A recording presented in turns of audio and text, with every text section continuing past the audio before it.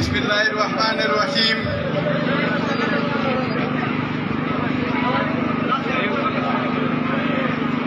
بسم الله الرحمن الرحیم.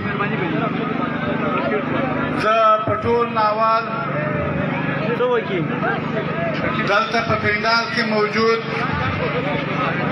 مشران، سپین ږیري، ځوانان، د فقیرا ګوټ ملګري او د کراچۍ د مختلف علاقو نه راغلي، زه ټولو ته سلام وایم. هغې نه پس د فقیرا ګوټ چې کوم علاقایي تنظیم دی، صوبایي مرکزي کمیټۍ د موږ د کراچۍ د صوبه سیند صوبایي مشر نورالله ترین او نور څومره علاقایي یونټ دي، د ټولو شکریا ادا کوم. ملګري هلکه تاسو ته چې پته شته چې دلته په کراچۍ کې د پښتانه راتګ، دلته په خوارۍ او په مزدورۍ پسې راتګ، د پښتون قام د خپل وطن هلته به د امني یا چې کوم اپریشنونه وشول، واحد کراچۍ داسې ځای و چې دلته راغلل،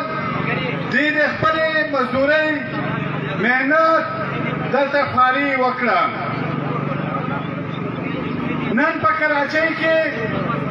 پښتون په ډېر لوی تعداد سره آباد دی، هم په هر لحاظ سره که د کاروبار په لحاظ یې وګورئ، هم که د آبادۍ په لحاظ یې وګورئ، هم په ریاست کې که د ده د ښه او د بد او هغه عیسی چې نن دغه وطن پرې روان دی. نو ملګري نن لکه په سټیج باندې چې تاسو ته خبرې وشولې، دغه ورځ نن د خړ کمر د هغې شهیدانو ورځ ده چې په هغه کې موږ چشمدید کوایو. د خړ کمر هغه شهیدان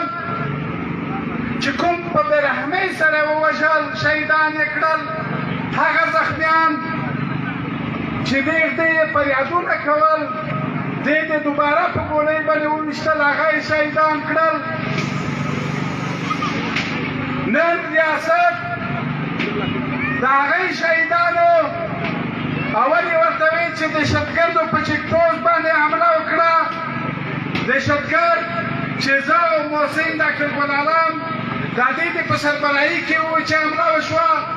بیا ریاست راغی، موږ یې جیل ته په موږ باندې اف آی آر کټ شو،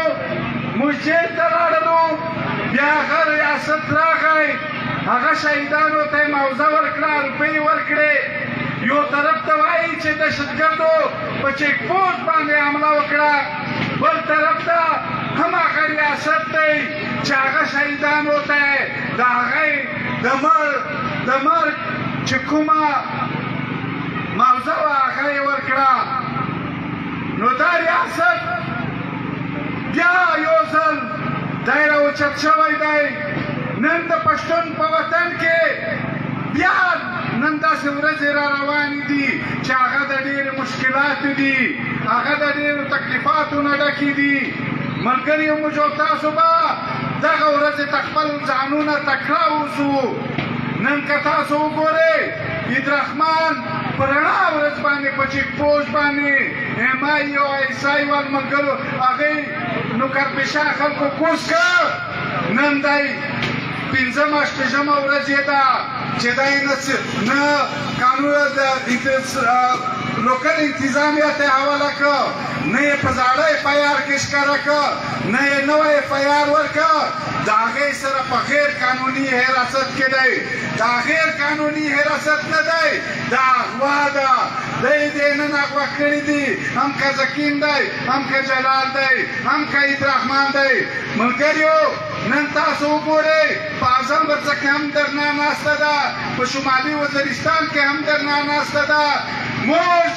هم په کراچۍ کې همداسې حالات دي چې یو ځل بیا دې د تنګولو کوشش کوي. هم د پښتنو په نورو وطنو کې هم دغسې حالات دي چې د تکلیفاتو سره بیا مخامخ کېږو. ملګریو کراچۍ یو داسې ښار دی چې دی هر غریب ته، هر بېروزګاره سړي ته، هر د محنت کوونکي سړي ته دلته روزګار ورکړی دی. دلته د بچیانو ته سکون ورکړی دی. خو نن کراچۍ ډېره د افسوس خبره ده چې پاکستان سکیورټي ادارې د هغوی لاندې دلته منشیات خرڅېږي، دلته آیس خرڅېږي، دلته د فقیره ګوټ خبره وشوه. زه به د جیل خبره درته وکړم ملګرو چې په جیل کې چې کوم منشیات فروش نیول شوي وو، ګرفتار وو، هلته د دوی د کیسونه په کوټ کې چلېدل. هم دغه د سکیورټي ادارې ذمہ دار کسان به ورته راغلل، ورته چې ہم نے 500 کیلو چرس ہمارے پاس ہم نے چیک پوسٹ پہ پکڑے ہیں، آپ مہربانی کرے کہ 300 ہم سے لے لیں، 200 کا ہم FIR دیں گے. په هغه جیل کې به دننه سودا کوله د ملکات په روم کې. هغې کسانو ته به ویل چې 300 کیلو چرس ته در واخله، یا آیس در واخله، یا پوډر در واخله، بیا ورکوه. په جیل کې دننه بیا سودا کېدله. هغه ملګري ته به پیسې د سکیورټي ادارې ورته به پیسې ورکړې، هغه به بیا خرڅول. نو د یوه ریاست سکیورټي ادارې چې دومره د خپل عوام سره ظلم کوي، دومره د خپل عوام سره ناجایزه کوي، خپل بچیان په دغه ګند او په دغه بیماري باندې اخته کوي، بیا به ګیله د چا نه وکړي. ریاست مور او پلار دي، ریاست مور او پلار دي چې دغه مور او پلار دا برګانو ته حواله کوي، دا منشیات فروشو ته حواله کوي، دا ډاکوګانو ته حواله کوي. ته به د چا نه ګیله وکړې، ته به د چا ته فریاد وکړې، ته به چا ته ورشې چې د چا نه مې خلاص کا. ملګریو واحد حل د دې دا دی، واحد ځکه چې پاکستان اوس په ډېر ګند کې شک شوی دی، په ډېر ګند کې راپرېوتی دی. هم که څوک دا ووایي چې د پاکستان ریاست په موجوده حالاتو کې که تاسو وګورئ، موجوده حالاتو کې پاکستان خپل هیڅ شی نشته. نن د کسټم د ټیکس نه بغیر د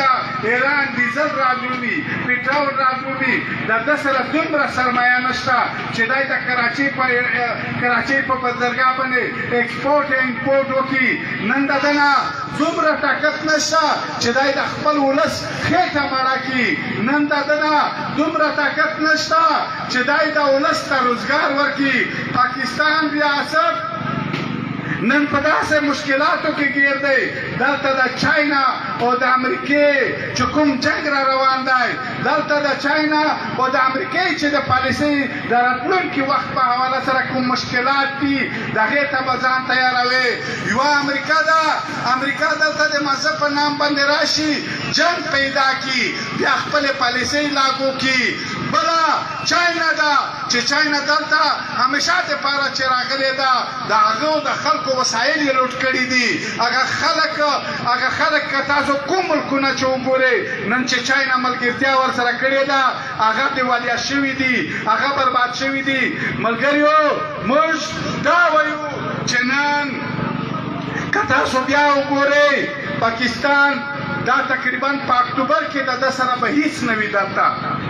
زه خپل تقریر ډېر نه درته اوږدومه، دلته ملګریو په تفصیل سره خبرې درته وکړې، خو د خړ کمر هغه شهیدان چې دوی د څومره په برحمۍ سره ووژل موږ به لیدل. هغې کسانو به فریاد کوه، زخمیان به پراته وو، تېغدې به ورغلل، د پاسه به یې ډزې پرې وکړې، بیا به یې وویشتل، بیا به یې شهیدان کړل. هغه خپل چې د کوم کوروالا و هغه ته یې نه وه حواله کول هغه باندې داسې کیمیکل استعمال کړل چې هغه یې بدرنګ کړل هغې مخونه یې بدرنګ کړل داسې کیمیکل استعمال کړي وي چې هغو بدن وپړسېدل هغې بدن برباد شول نو چې یو ریاست د ستا سره دغه ژوند کې چې ستا مخ بدرنګوي ستا مړی بربادوي تا ته خپل مړی نه درکوي هغه به څومره د افسوس خبره وي ته لاړ شه چا ته فریاد وکړه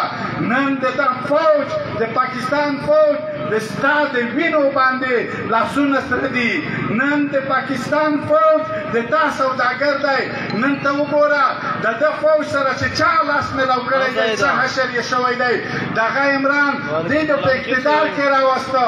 دغه عمران دې دا عمران ټوټلي چې څومره ادارې وې دې درته حواله کړې او نن تاسو څه وګورئ تاسو سوچ وکړئ چې هغه عمران یا یې شو په بدو باندې اختلاف شه سره په یوه شپه کې کریک ډاون پرې وکړه تحریک انصاف یې په ځمکه باندې کېنوه تحریک انصاف کسان راغلل ممبران یې راغلل معافۍ یې وغوښتې هغې وویل چې موږ چې څه کړي دي دا مو غلط کړي دي هغه د تحریک انصاف ممبران زه په بې ادبي ډېره بې ادبي معاف زه په نخوال باندې نه وایم زه د هغې په بېزاتي باندې نه وایم خو هغې به د ازادۍ ته ترانې ویلې وایي چې دیگا آزادی تمہارا باپ بھی دے گا تمہارا وہ بھی دے گا تمہارا فلانا بھی ہوگا خو چې کله یې لاس پکښې یاست بیا ورته وویلل چې زه نه یم پکې غلطي شوې وه او زه به آینده دپاره دا غلطي نه کوم موږ په هغه پورې موږ دا نه وایو چې موږ د هغې ته یې پیغور ورکوو یا څه نه خو د پي ټي ایم ملګري داسې ما په خپل کمر کې لیدلي دي چې د پتنګانو غونې ګولۍ ته ورتلل په شا کېدل نه زه په رښتیا سره درته وایم چې کله هلته زخمیان پراته وو زه پسې راوپه شولم ما ورته وویل چې زه نه درنه درومم زه به د تا سره ناست وم صرف 3-4 کسان ما داسې ولیدل چې هغه ما مخته راغلل زه یې بچ کولم او دوی د شهیدان شول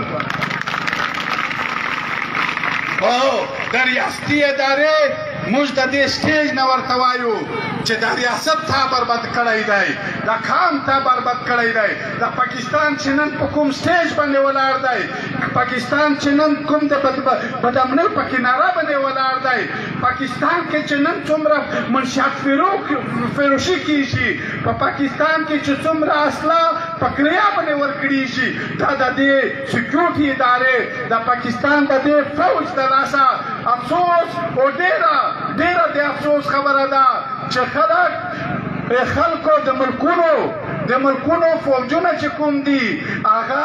د ملک حفاظت کوي هغه د ملک سره دروغ نه وایي هغه ملک ته حقیقي صورتحال وښیي خو افسوس خبره دا ده چې په پاکستان کې د نورو دنیا سره رښتونې خبرې کوي د خپل ملک سره دروغ وایي په خپل ملک کې منشیات خرڅوي په خپل ملک کې د بروتې اډې جوړې کړي دي نن که تاسو وګورئ که د چمن باډر دی که د انګور اډې باډر دی که غلام خان دی که تورخم دی نن یې په جي ایچ کیو کې بولۍ لګېږي د هغه بریګیډیر بولۍ لګېږي د هغه کرنیل بولۍ لګېږي دیختې هلته هغه سمګلینګ ته ځان بدلوي او په هغه سمګلینګ باندې نن د تاسو د یوه میجر او د یوه کرنیل تنخواه راوښیي 4 لکه دې وي 15 لکه دې وي دا پسې 10 لکه دې وي خو د ده جایداد وګورئ د ده خزانې د ده بنګلې وګورئ د ده مارکېټونه وګورئ د ده بچیان په بهر ملکونو کې وګورئ داسې زه دا په دوا سره وایم ایماندار خلک به وي پکې ډېر باصوله خلک به وي پکې خو اکثریت یې په دا کام ته معلوم شوی دی اکثریت یې دا شي باندې دا نن چې څومره ولس دی مخته خو په پښتانه د ظلم په خلاف ناره واله پښتانه به وایي چې د ما سره ظلم کېږي پښتانه به ویل چې سکیورټي ادارې په دې وطن کې بدامني پیلاو کوي یا به نورو خلکو وویل چې دا د افغانستان ایجنټ دي دا د انډیا ایجنټ دي دا ته د امریکې نه پیسې رادرومي ته نن راته ووایه چې نن دا ټول ولس ټول ملک ټول عوام دا 23 کروڑ عوام دا نارې وایي چې د دې ملک د بربادۍ سبب اصل کې دا فوج دی. نن د تا پارلیمنت د فوج نه دی خلاص، نن د تا بازارونه د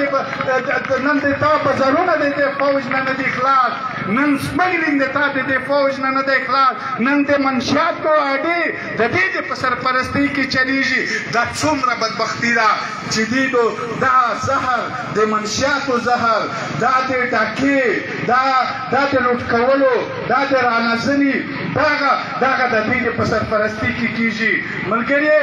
واحد پی ټي ایم دی چې تر اوسه پورې په خپله لار باندې روان دی. تر اوسه پورې پی ټي ایم د چا غلط سړي ملګرتي نه ده کړې. پی ټي ایم اول نه چې کومه ناره وه، کومه نظریه وه، کوم سوچ او فکر یې وه، کوم بیانیه وه، تر اوسه پورې په هغه بیانیه باندې ولاړ دی. د حق په بیانیه باندې ولاړ دی، د قام او د وطن په بیانیه باندې ولاړ دی. نن پی ټي ایم دغه نور الله، دغه محمد الله، موږ به چې کله دلته چې کله زه د کراچۍ په جیل کې وم، زه په رښتیا سره درته وایم چې څومره هلته منشیات فروش ګرفتار و، څومره هلته ډاکوګان ګرفتار و، څومره اغواکار ګرفتار و. هغې په دې پورې نه وي نیولي چې ته منشیات خرڅوې، هغې په دا پورې نه وي نیولي چې ته په ډاکه کې، هغې په دا پورې نیولي وو چې تا چې اغوا کړې وه د ما نه د دومره روپۍ پټې کښې شوې، 8 روپۍ د ښکاره کړې، هغه دې ما سره تقسیم کړې. او چې کوم منشیات فروش یې نیولي وو، منشیات فروشو ته یې دا وویل یا غټ غټ سمګلران وو چې دا هلته په کراچۍ په بندرګاه باندې تا یو کنټینر پټ تېر کړی و، زه دې نه وم په خبر کړی، په دې باندې نه و ګرفتار کړی چې تا دا منشیات وړل. نو ملګریو کراچۍ یو داسې ښار دی چې دا د پاکستان اخري کونه ده. د پاکستان په د کراچۍ په ښار کې ډېر جبر وشه، بیا خصوصا په پښتنو باندې وشه. نن پښتون دته په داسې شکل کې و که د دهشتګردي پرچه پې کټ کوله د مرضي وه، که د منشیات فروشي پرچه یې پې کټ کوله د مرضي وه، که د اغواکارۍ پرچه یې پې کټ کوله د مرضي وه. خو شکر دی وي الحمدلله خپل قام ته موږ ناز ورکوو، خپل قام ستاینه کوو، خپل قام ته د میړنتوب لقب ورکوو چې دوی دې ودرېدل او د پاکستان د ریاست هغه جابره پالیسي، هغه د ظلم نه ډکه پالیسي یې دنیا ته ښکاره کړه. دنیا ته یې د پاکستان اصلي رخ ورجوت کړ چې پاکستان وایي چې دا پښتانه دهشتګرد دي. اصل کې پښتانه دهشتګرد نه دي، اصل کې د پاکستان پالیسۍ دهشتګردي دي، پاکستان ریاست دهشتګرد دی. ملګري زه ډېرې خبرې نه درته کوم ځکه چې دلته دا څو خبرې داسې دي لکه دا ډومیسایل خبره وشوه. دا ډومیسایل دلته د پښتنو بچیانو ته یا پښتون قام ته یا دغسې چې نور کوم قامونه دي هغې ته ډومیسایل نه ورکوي. زه مخته خو به د دغو خلکو دا ګیله وه چې پښتانه کورونه دلته نه دي، دلته چې څه ګټي خپل وطن ته یې لږي. اوس خو پښتون سره د خپل کور دلته نشتی، بچیان یې دلته دي. اوس خو چې دی دلته څه ګټي دلته په کراچۍ کې لګوي، په کراچۍ کې هم دکان یې په کراچۍ کې دی، هم کپړه په کراچۍ کې اخلي، هم روزګار یې په کراچۍ کې دی. نن خو ته دا ډومیسایل پې غور مه ورکوه، دا ډومیسایل پابندي مه پې لګوه. ولې